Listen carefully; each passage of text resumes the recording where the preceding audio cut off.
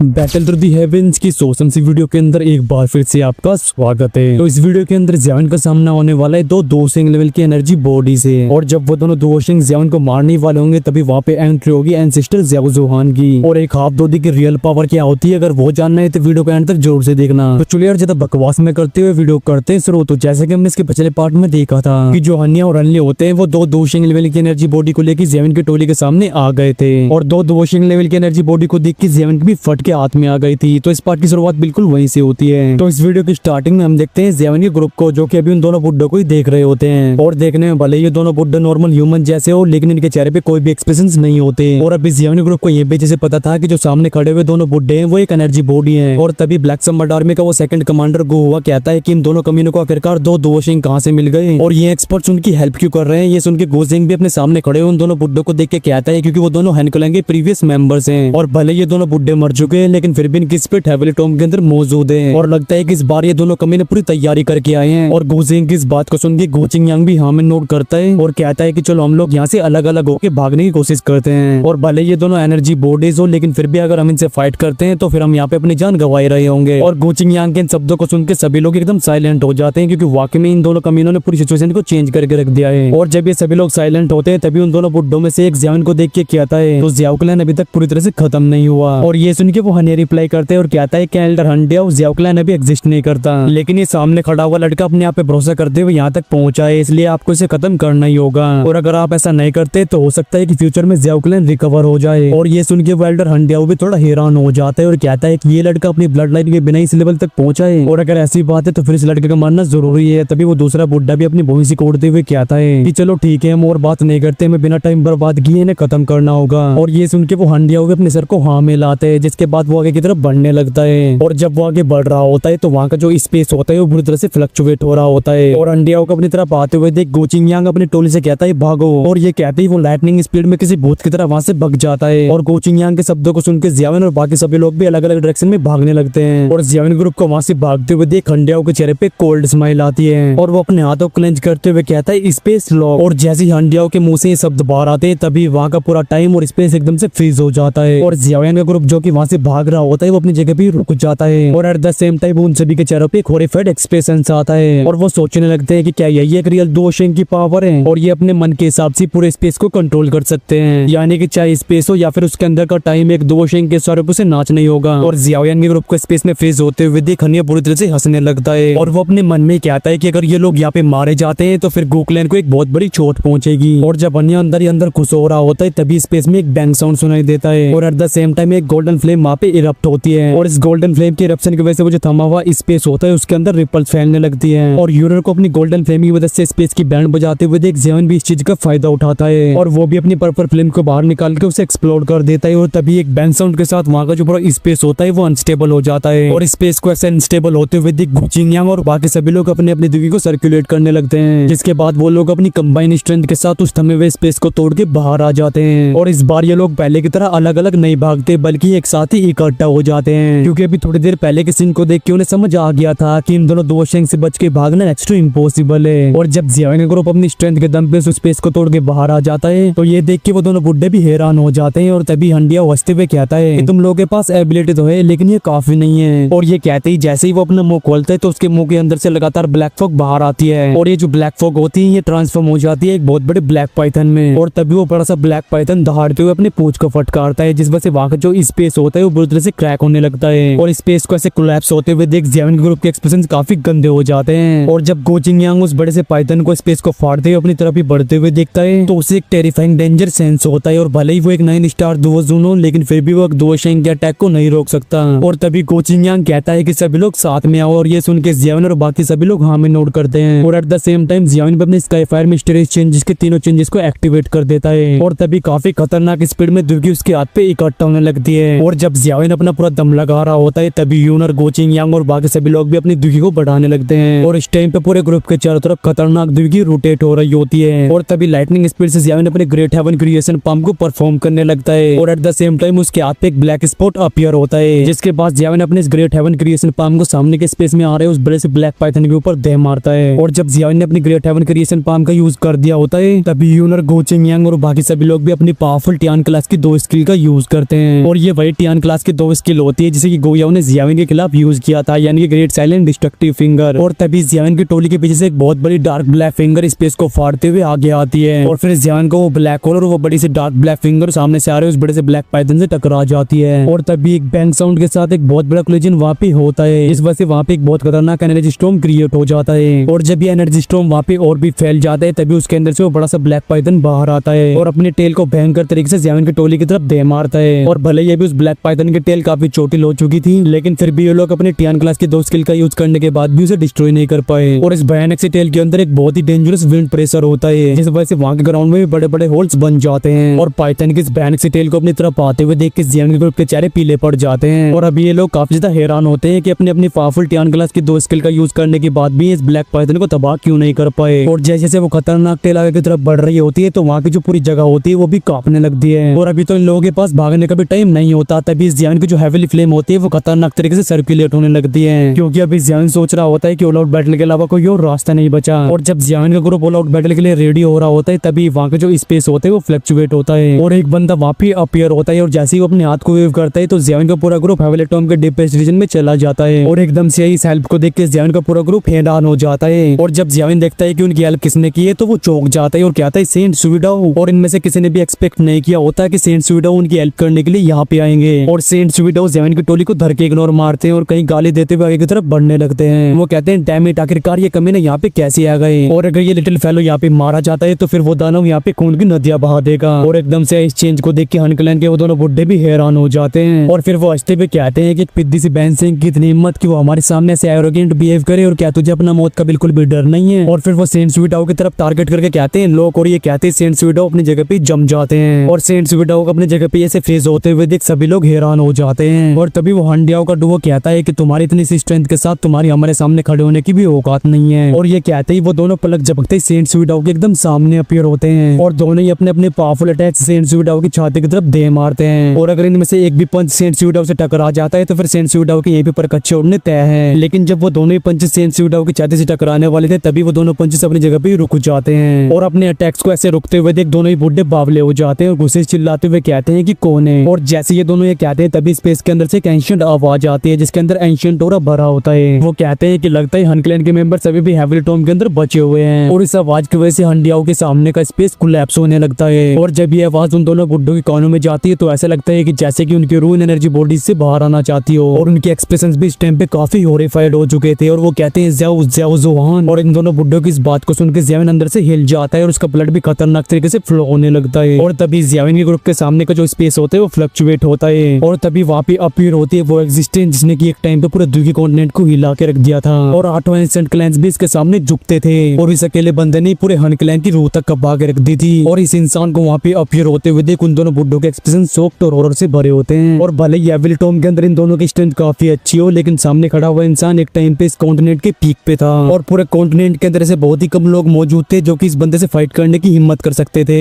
और पूरी सिचुएशन को ऐसे चेंज होते हुए देख हन्ने की फटकी हाथ में आ जाती है और वो कहते हैं एल्डर हंडियाओ, लेकिन इसके आगे उसके शब्द नहीं निकल पाते। और भले ही सामने खड़े हुए इंसान को वो जानता नहीं था लेकिन उसे अभी एक डेथली ऑरा सेंस हो रहा होता है। और तभी हंडियाओ अपने डर को छुपाते हुए कहता है कि भले ज़्याओ ज़ुआन स्ट्रॉन्ग हो लेकिन उसे हेविली टॉम ने सप्रेस करके रखा है और वो जब चाहे तब हेविली टॉम को छोड़ नहीं सकता। और हर 10 साल के बाद ऐसा टाइम आता है जब ज़्याओ ज़ुआन कहीं भी फ्रीली आ जा सकता है और अभी वो टाइम आया नहीं है तो सामने जो इंसान खड़ा है वो रियल नहीं है। और ये सुन के वो दूसरा बुड्ढा कहता है तो सामने खड़ा हुआ ये ज़्याओ ज़ुआन अभी रियल नहीं है। और तभी हंडियाओ कहता है कि ये तो सिर्फ यहाँ पे दिखावा कर रहा है और भाई भले ज़्याओ ज़ुआन पावरफुल हो लेकिन उनके शैडो उन दोनों को डरा नहीं सकती। तभी एंसेस्टर ज़्याओ ज़ुआन कहते हैं कि तुम दोनों की सेट अभी भी काफी अच्छी है और तुम दोनों जो अपने आप को बहुत बड़ी तोप समझ रहे हो तुम जैसे 1 स्टार दोसिंग मेरे सामने बात करने के भी लायक नहीं हो। और ये कहने के बाद एंसेस्टर ज़्याओ ज़ुआन अपने एक हाथ को ऊपर उठाते हैं और उन दोनों बुड्ढों की तरफ टारगेट करके क्लेंच कर देते हैं और कहते हैं सेटर। और जियाविन का ग्रुप भी देखता है कि जैसे एंसेस्टर ज़्याओ ज़ुआन ये कहते हैं तो वहाँ की 1000 मीटर की रेडियस का स्पेस कोलैप्स हो जाता है और एक बहुत बड़ा डार्क हैंड वहाँ पे अपीयर होता है और ये बड़ा सा डार्क हैंड उन दोनों बुड्ढों की तरफ एक रैप्टा सा मार देता है। और जैसे एंसेस्टर ज़्याओ ज़ुआन का अटैक नीचे की तरफ आता है तो नीचे की जमीन भी फटने लगती है और उसके अंदर बड़े बड़े क्रैक्स आने लगते हैं और इतने बड़े चेंज को कई एनर्जी बॉडीज ने भी सेंस कर लिया होता है। लेकिन जब वो एनर्जी बॉडीज इस जाने पहचाने और को सेंस करती है तो उन सभी के एक्सप्रेशन चेंज हो जाते हैं और वो बस यही कहते हैं कि आखिरकार ये हेल गॉड बाहर क्यों आया। और एंसेस्टर ज़्याओ ज़ुआन की प्रेजेंस को पहचान के वो सभी एनर्जी बॉडीज डर के मारे जमीन के अंदर घुस जाती है और स्पेस के स्तर से पर कच्चे उड़ते हुए देख वो दोनों बुड्ढे शोक में चले जाते हैं क्योंकि ऐसे भयानक अटैक को वो दोनों भी नहीं झेल पाते हैं। और जब वो दोनों बुड्ढे इस भयानक पाम अटैक को देखते हैं जो कि स्पेस की धज्जड़ आते हुए उनकी तरफ ही बढ़ रहा है, तो उन्हें समझ आ जाता है कि वो मौत के काफी करीब आ चुके हैं। और इस वजह से वो दोनों बुरी तरह से कांपने लगते हैं और उनके चेहरे पे सफेद पड़ जाते हैं। और अभी उन दोनों किसी भी चीज की परवाह नहीं होती, तो उनमें से एक फड़ता ही हनिया को और एक फड़ता ही हल्ली को। जिसके बाद वो दोनों कुत्ते की तरह वहां से भागने लगते हैं, लेकिन वो थोड़ी दूर तक ही पहुंच पाए होंगे कि तभी उस बड़े से हैंड की वजह से पूरा स्पेस ही फट जाता है। और उस बड़े से हैंड से एक भयानक विंड अटैक निकल के उन दोनों बुड्ढों की बॉडी से जाके टकरा जाता है। और इस भयानक विंड अटैक की वजह से उन दोनों बुड्ढों को चिल्लाने का मौका भी नहीं मिलता। तभी एक बैंग साउंड के साथ वो दोनों किसी कैरम बोल की तरफ फट जाते हैं। और इस अटैक की जो बची हुई फोर्स होती है उसकी वजह से हनिया और हल्ली की कटी पतंग बन जाती है और वो खून फेंकते हुए पीछे की तरफ उड़ते जा रहे होते हैं। और एंसेस्टर ज़ेउ जुआन की नजर भी हनिया और हल्ली के ऊपर जाती है, लेकिन वो इन्हें कुछ भी नहीं कहते क्योंकि एक 8 स्टार डिवीजन उनके सामने कीड़े के बराबर भी नहीं है। और तभी वो बड़ा सा हैंड हनक्लैन के दोनों दुओशेंग को फोड़ने के बाद नीचे जमीन से जाके टकराता है। और इसके इम्पैक्ट की वजह से वो जो पूरी जगह होती है वो कांप जाती है। और तभी ज़ियान की टोरी की नजर भी उस जगह पे जाती है जहाँ पे कि वो बड़ा सा हैंड टकराया था। और अभी वहाँ पे एक 10,000 फुट बड़ी गली बन चुकी थी, बोले तो खड्डा। और इस सीन को देख के ज़ियान का पूरा ग्रुप भी हिल जाता है। वेल इसी के साथ हमारा ये वाला पार्ट भी यहीं पे खत्म होता है। और इसके नेक्स्ट पार्ट में एंसेस्टर ज़ियाओ जुआन मिलेंगे ज़ियाओ यान से, जिसके बाद हमें एंसेस्टर ज़ियाओ जुआन की पेनफुल पास्ट स्टोरी भी पता चलने वाली है। और फिर ज़ियाओ को मिलेगी ज़ियाओ क्लैन की दोदी ब्लड लाइन। तो इसके नेक्स्ट पार्ट के लिए वीडियो को लाइक करें और अगर आप लोग चैनल बनाए तो चैनल को सब्सक्राइब करके उस बेल आइकन घंटे को भी जोर से दबाएं। तो चलिए यार इस वीडियो करते हैं यहीं पे एंड, और मैं मिलता हूँ आपसे नेक्स्ट वीडियो में। Till then take care and bye bye. I love you all guys. बोलो महादेव महादेव।